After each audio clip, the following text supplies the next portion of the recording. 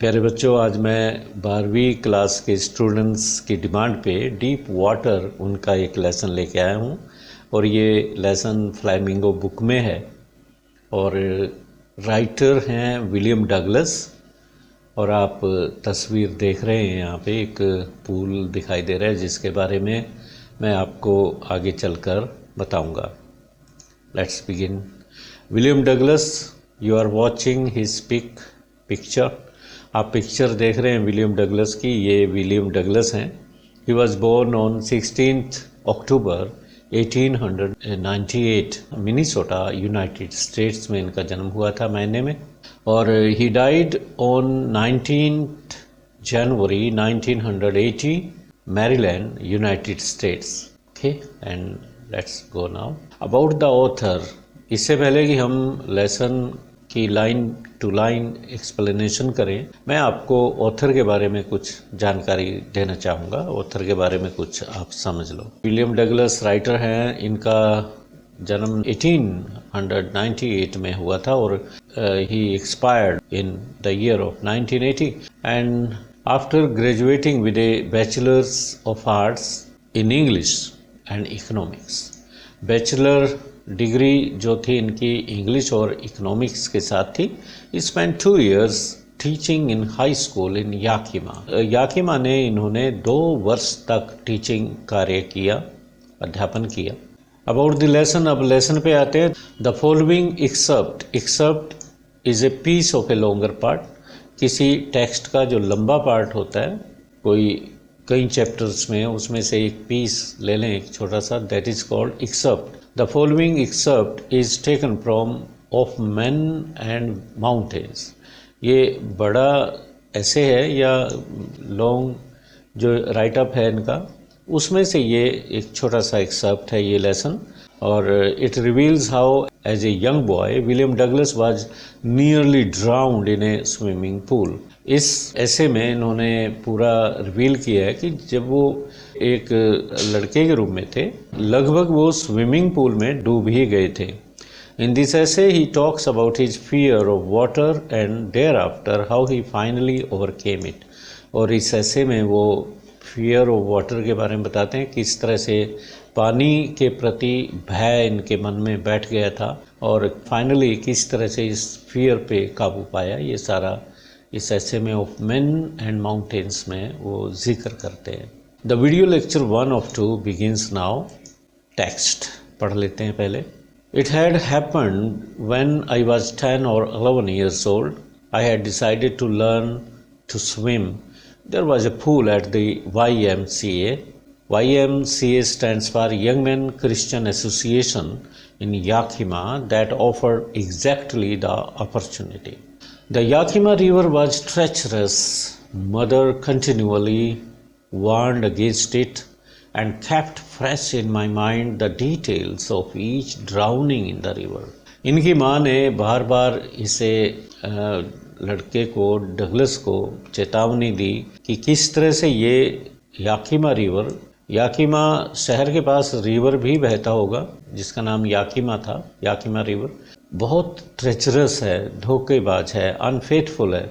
और ये चेतावनी बार बार उनकी मदर ने इन्हें दी और हर बार उनके माइंड में ये फ्रेश रखती मेमोरी को कि किस तरह से वहाँ पे लोग, वहाँ पे बच्चे डूबे हैं और उनकी डिटेल ये हर बार लेखक के दिमाग में ताज़ा रखती, उन्हें बार बार बताती, फला डूब गया था, वो बच्चा वहाँ नहाने गया था, डूब गया था। इस तरह से लेखक को याकिमा रिवर के बारे में, नदी के बारे में, नदी की बात चल रही है कि वो रिवर बहुत ही ट्रेचरस है, उसमें भंवर बनते हैं। भंवर क्या होते हैं?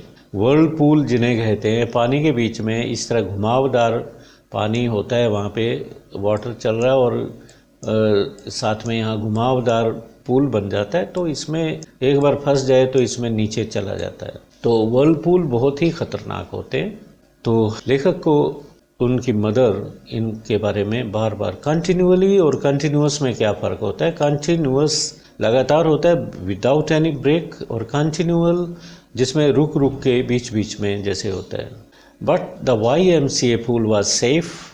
It was only 2 or 3 feet deep at the shallow end and while it was 9 feet deep at the other, the deep was gradual. I got a pair of water wings and went to the pool. अब लेखक हमें बताते हैं कि YMCA pool जो था ये safe था, सुरक्षित था इनकी मदर के अनुसार भी, क्योंकि एक साइड से ये शैलो था, पानी 3 फीट गहरा था और दूसरी एंड पे जाके 9 फीट गहरा हो जाता था और ये जो स्लोप था ये ग्रेजुअल था।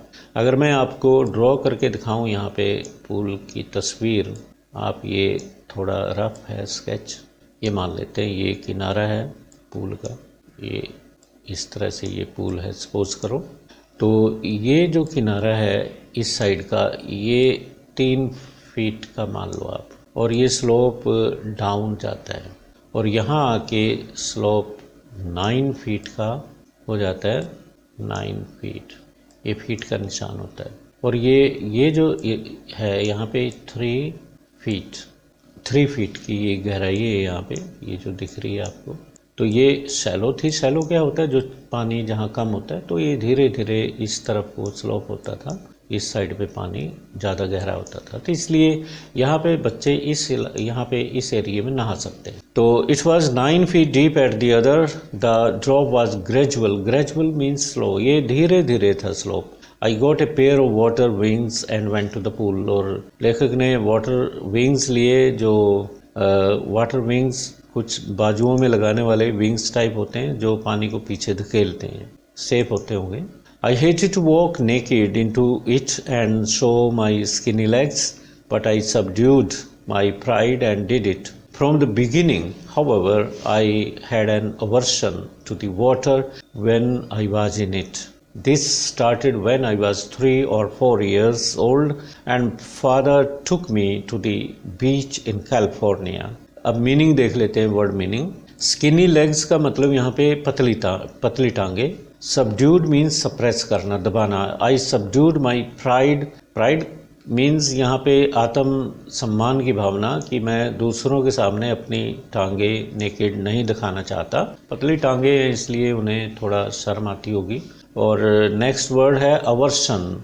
आई had an aversion means strong dislike to water. Water के प्रति इनके मन में एक बहुत ही तीखी नापसंदी थी। और this started when I was 3 or 4 years। और ये घृणा कब हुई पानी के प्रति, डिसलाइक कब हुई, जब ये मुश्किल से 3 या 4 वर्ष के थे और इनके फादर ने इन्हें कैलिफोर्निया के बीच पे घुमाने ले गए, लहरों में नहलाने के लिए। जैसे होता है सर्फ वाटर की लहरें ही होती है, तो पानी के अंदर इन्हें नहलाना चाहते थे। ये जैसे ये बीच है, ये रेत है इधर, ये यहाँ पे लहरें उठती हैं। He and I stood together in the surf. Surf means यहाँ पे waves है। I hung on to him, yet the waves knocked me down and swept over me. I was buried in water. My breath was gone. I frightened. Father laughed, and there was terror in my heart at the overpowering force of the waves. Surf means waves, लहरें, और word meaning में overpower करना होता है unbearable यहाँ पे। Force जो काबू करे, दबाए किसी को। ही एंड आई, ही कौन है, फादर लेखक के, आई कौन है, लेखक विलियम डगलस हैं यहाँ पे। टुगेदर इन द सर्फ, ये दोनों अब लहरों में खड़े थे। आई हंग ऑन टू हिम, और ये कहते हैं कि मैं पापा की बाजू पे लटका हुआ था, जैसे डर के मारे नीचे ना उतरता हो, एक बाजू के साथ चिपक जाए। हंग मीन्स लटका हुआ। Yet the waves knocked me down and swept over me. पानी थोड़ा गहरा होगा वहाँ पे, और लहर आती और एकदम स्वीप करके चली जाती। सपोज करो ये विलियम डगलस के फादर यहाँ पे खड़े हैं, सपोज करो ये, और ये बाजू पे इनके ये लड़का है यहाँ पे, तो लहरें आती इधर से और यहाँ तक इन्हें स्वीप कर जाती, इन्हें पुश करती। I was buried in water, और एकदम लड़का पानी में डूब सा जाता। बरी करना यहाँ पे डूबने से है। माई ब्रेथ वॉज गोन, और लहरें आती एकदम उसे, उसका जो ब्रेथ था वो टूट जाता, और एकदम सुबकी बोलते हैं इसे, एकदम सांस उसका टूट जाता। और आई वॉज फ्राइटन, डगलस कहते हैं कि वो डर गया था। फादर लाफ्ट, परंतु फादर के लिए पता नहीं क्यों ऐसे उन्हें हंसी आ रही थी, उनके लिए फन था, शायद इसलिए कि वो उसे पकड़े हुए हैं, उसे बेटे को बचा लेंगे अगर वो बहने भी लगे। But there was terror in my heart, और लेखक कहते हैं कि उनके दिल में तो भय पैदा हो गया। एक अनबेरेबल फोर्स ऑफ वेव्स, ये जो लहरों की फोर्स थी, ये टकराती थी, एकदम उसका सांस टूटता था, असहनीय जो फोर्स थी उसके कारण उनके दिल में एक बहुत ही गहरा भय पैदा हो गया। My introduction to the YMCA swimming pool revived unpleasant memories and stirred childish fears. But in a little while I gathered confidence. I paddled with my new water wings, watching the other boys and trying to learn by aping them. अब कहानी सीधी YMCA pool पे चली जाती है और YMCA pool इन्होंने select कर लिया। याकीमा रिवर में नहीं गए ये, और स्विमिंग पूल में जैसे ही गए तो पानी को देख के वो अनप्लेजेंट मेमोरीज जो बीच की, कैलिफोर्निया की बीच की थी, वो ताज़ा हो गई। रिवाइव करना होता है ब्रिंग बैक होना, ताज़ा होना। And stirred childish fears, stirred means activated, और वो जो बचपन वाले डर थे, भय थे, वो एक्टिवेट हो गए, मतलब जहन में आ गए। But in a little while I gathered confidence, परंतु जल्दी ही, लिटिल वाइल का मतलब यहाँ पे immediately, after some time. Gathered confidence, इन्होंने हौसला गैदर किया, बटोरा, एकत्रित किया, मीन्स कॉन्फिडेंट हो गए। I paddle with my new water wings, water wings इन्होंने टांगों पे लगा रखे थे, उनके साथ इन्होंने पैडलिंग की, हाथ नीचे लगा के पानी में थोड़ा। वॉचिंग द अदर बॉयज़, दूसरे लड़कों को देखते हुए कि वो कैसे तैर रहे हैं। I trying to learn by aping, उनको एप करके, इमिटेट करके, उनकी नकल करते वो तैरना शुरू कर दिया इन्होंने। I did this 2 or 3 times on different days and was just beginning to feel at ease in the water when the misadventure happened. I went to the pool when no one was there. No one else was there. The place was quiet. The water was still and the tiled bottom was as white and clean as a bathtub.